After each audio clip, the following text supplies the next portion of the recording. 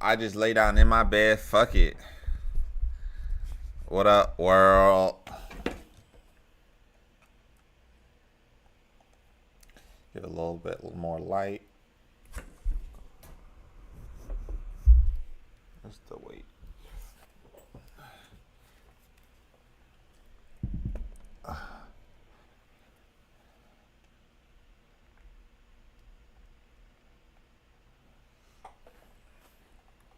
Okay, so look.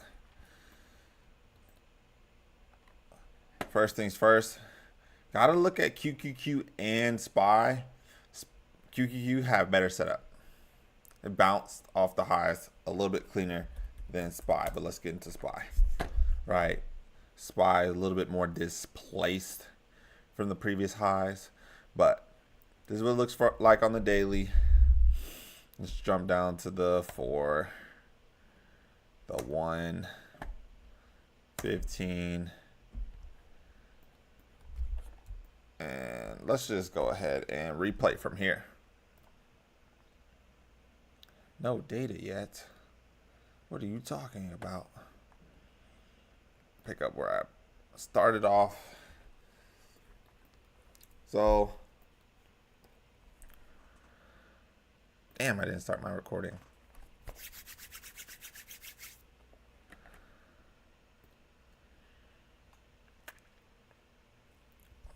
All right, boom skis. We're recording. We're live. We're everything right now. We're recording. We're live. We're everything right now. I got hella hair, bro. Are we hat back? Hat to the side. Hat to this side. We just gonna rock out.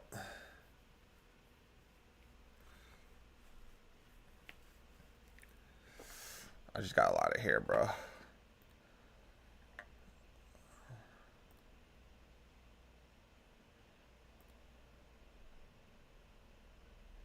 All right, cool. So this is a replay of the morning session of SPY. Thursday, April 16th. And this is where I woke up to. This is what I was looking at. I was like, okay, looks like we got somewhat of a slanted head and shoulders. And we got bearish momentum. Let's look for some sells. That's basically how I started the day. I was like, okay, sells kind of confirmed, right? Especially if it breaks the neckline, right? We see pre-market shoulder with a break.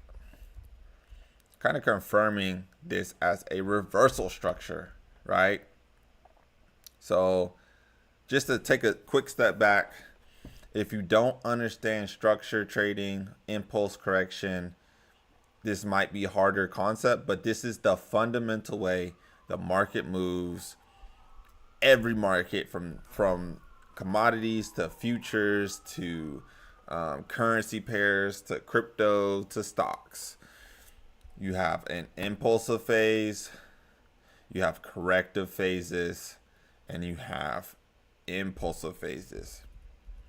Markets either in one or two phases on any time frame, right? So on these 2 minute, those are impulse and corrective phases on the 2 minute, and it looks different when you go to the daily, right? If I zoom out on the daily, we can see some impulsive phases, and we can see corrective phases, right?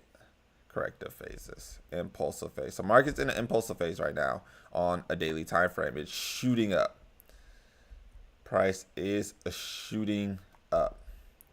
And one of the early mistakes I made was not looking and not considering. And I probably just need to go ahead and I see another trader.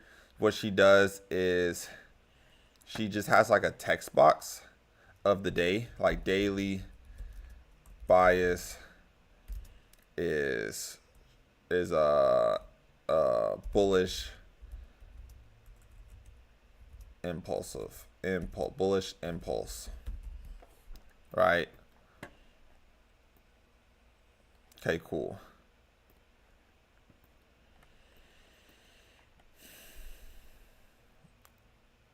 So I want to make sure I'm actually on the right bar.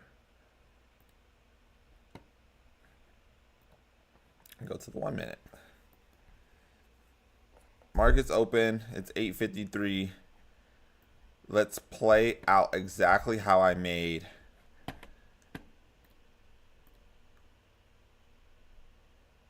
I still have some settled funds on SPY. Got 178 out the market. Oh man, let me slide this around. Got 178 out the market. This was about 2 triggers right here. Basically made 2 trades that were bad. 1 trade that made me 275. Okay. So let me break down exactly how that went down. Boom. It's a little too fast. Let's go 1. So let's do maybe half. So when I saw this structure, I knew it was a bearish push down, knew it was a breakout of this structure, and that this was a confirmed reversal. So price, I wanted to take price to the downside. That was my bias. I was looking at this as a continuation structure. And if you don't know what a continuation structure basically is, if the last impulsive move was down, I'm betting that this structure, that structure will also lead to a move to the downside. Continuation from the direction of the last impulse. So we got price moving. I'm thinking like, okay, it's kind of ascending here. Maybe it's a liquidity grab for price to move back down. So basically saying liquidity grab, basically saying price went above the previous highs. So anybody that was betting on this continuing to go lower here from these highs, they're losing money. They're giving money to the market, which gives the market steam to maybe make the longer move down. So that's what I was thinking at that point.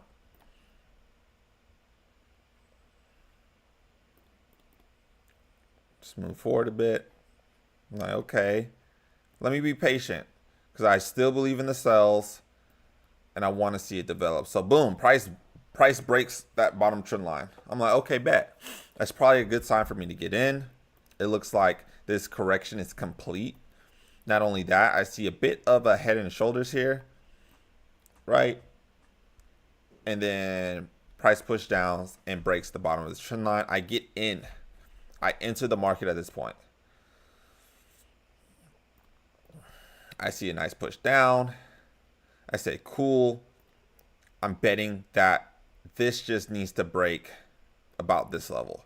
If it can break this level, we'll see some pretty good sales because there's nothing that is stopping it from going to at least about 697, which would be like a $2 move.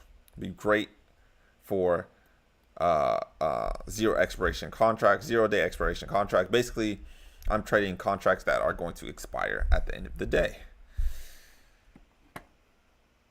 So boom, let's keep going. Does price give me that? No. Cut to the chase. Price does not give me that. And this candlestick right here was the signal that it wasn't gonna push down. That was a signal, right? It doesn't mean I just immediately exit the trade. I need to see an actual confirmed reversal. Because in my head, I was hoping for, I was like, okay, I understand that this hasn't pushed down yet, and it might not. But I was still looking at it as another continuation correction. So I'm like, okay, maybe this is a double top right here. And obviously we have the channel defined. Let's see what price does, right? We can't just throw away the trade just yet. And boom, out of the trade. at a loss. This is confirmed reversal, right? Off this break. Once it breaks this trend line, right, we got a confirmed break. Not only that, the bias for sales kind of gets mucky. The bias for sales gets mucky here. Now, in the moment, do I realize that? Not 100, not entirely. I still personally wanted to see sales happen.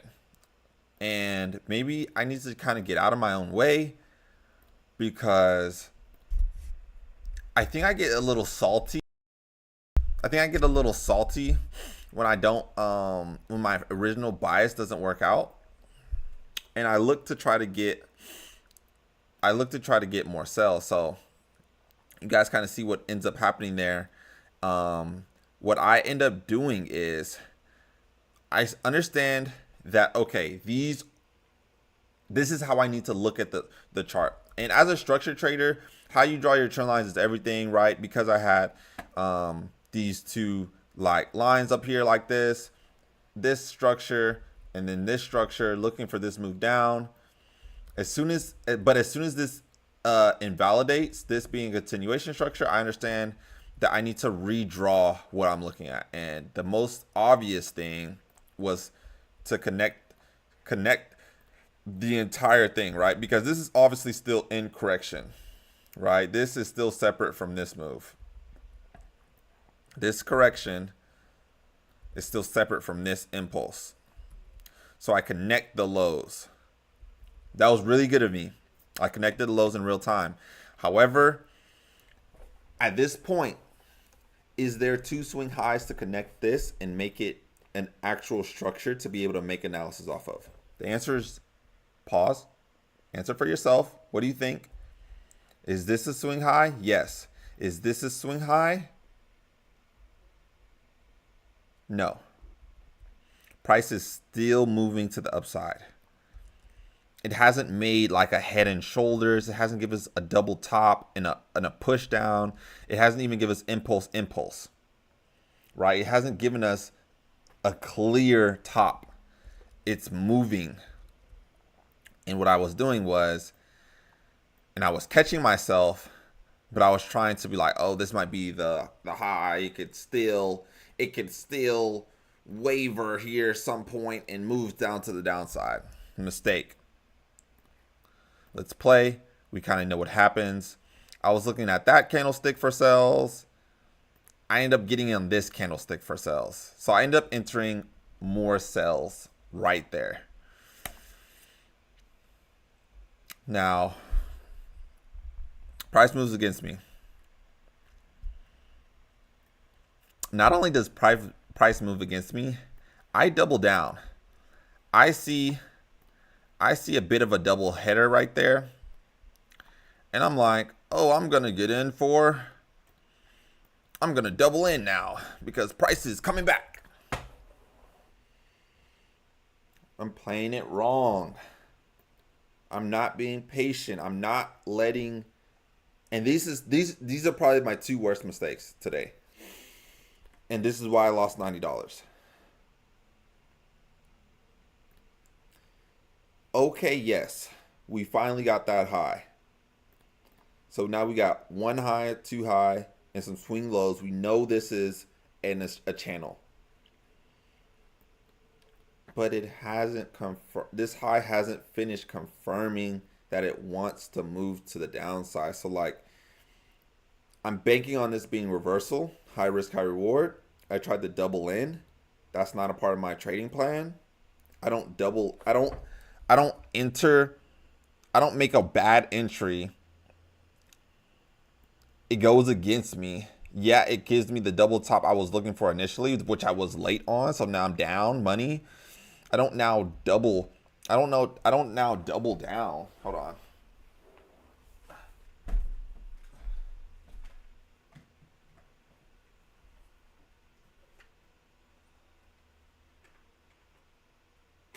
Sorry about that.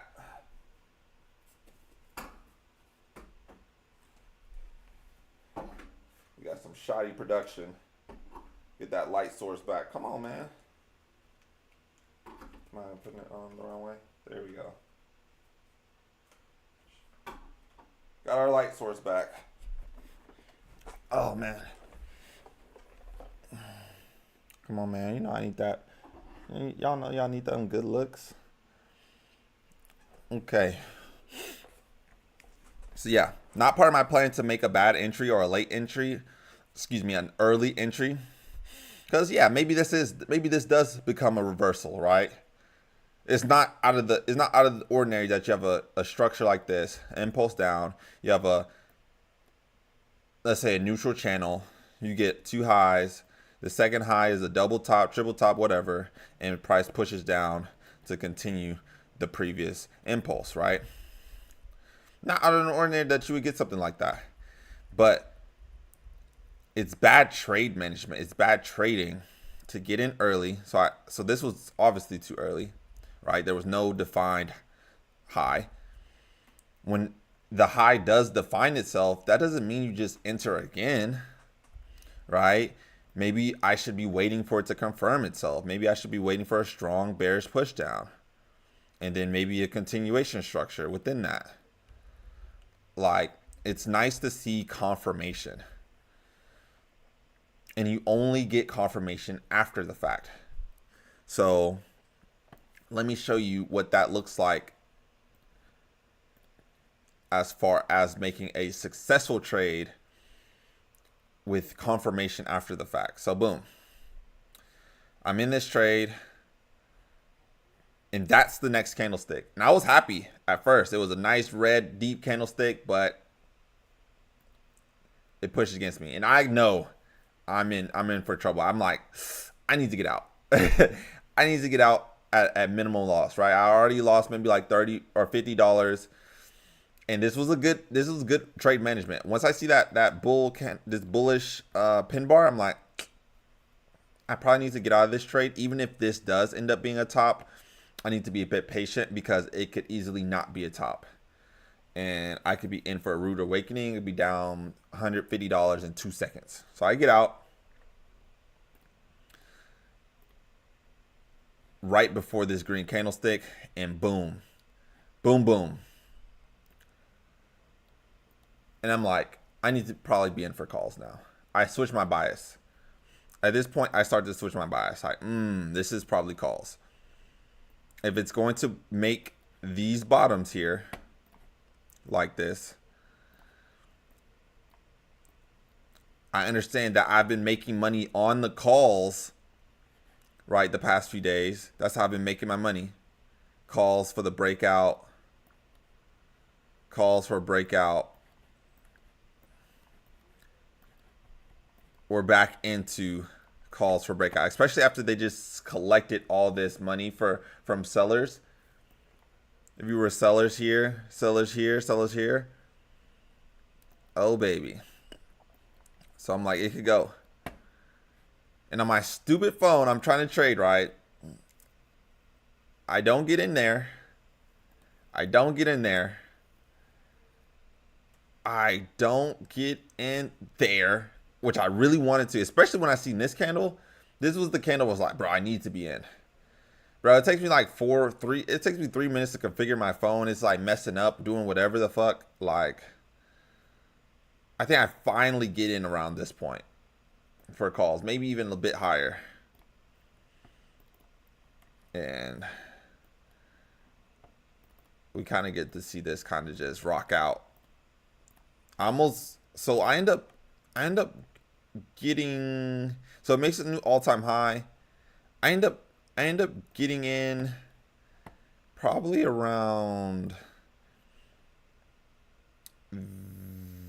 this point, like that area, and getting out very close to the highs. Once this weakness shows, I'm actually in this entire candle. So I'm in that entire candle. I'm probably out around this point.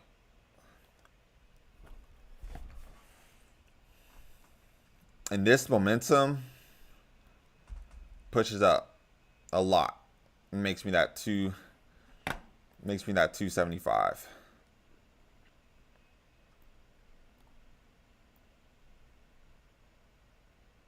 So yeah, these are the mistake trades, the winning trades, and then the total on the day. And that's what it looks like. That's how I broke down today's morning. I hope that explanation helps. I hope that explains a little bit about where I'm at as a trader along this professional journey. And yeah, let's keep killing it. I'm on a 3-day win streak, averaging right around $145, $150 so far. So I'm gonna try to get to $200 a day. That's the goal. Average $200 a day for an entire month of trading. All right, I'm gone.